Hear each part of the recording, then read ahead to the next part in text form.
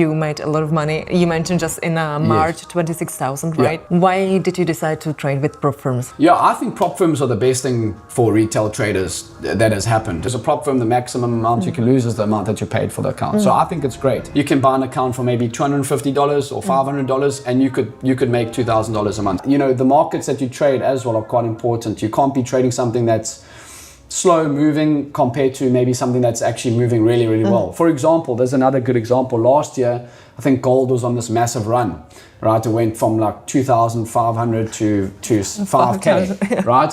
And traders were making a lot of money. And now this year, gold has been chopping around a lot and actually dropping, and traders are getting smoked, some of them. So I think you have to adapt to different market conditions and maybe move to another asset that was working but now maybe isn't. And you have to be, you know, open-minded to move to a different market, in my opinion.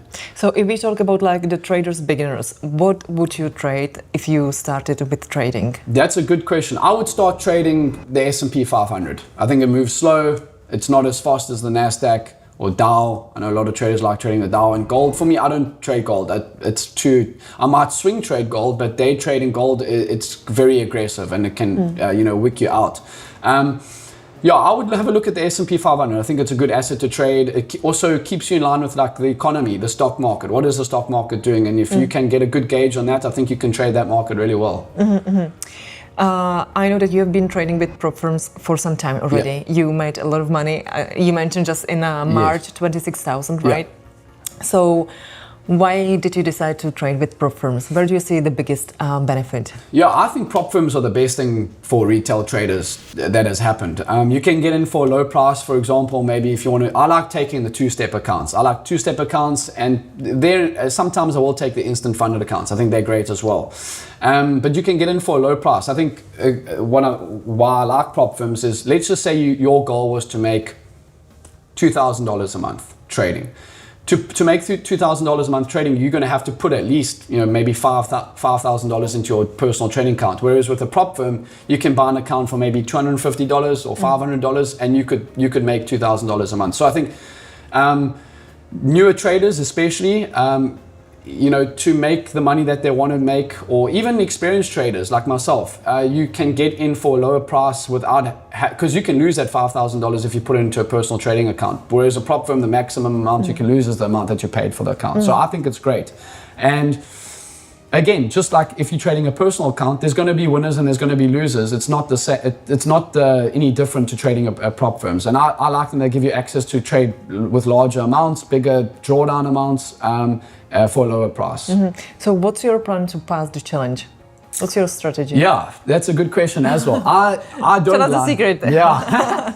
I don't like spending like 2 months on, for me personally, I don't like spending 2 months on a prop firm account challenge, because obviously I have made money with prop firms. I think if you are new, it's good to take it slow and steady. But I trade the challenges aggressively, because if I spend $500, but in 2 weeks' time I can pass and hopefully get paid by the third or fourth week, then I'm good. So I risk on a challenge account between 1% and 2%. But I think newer traders or newer prop firm traders should be risking between 0.5 and 1%. Take it more slow and steady. If they can keep that account for a couple of months and then pass it, I think that's also pretty good.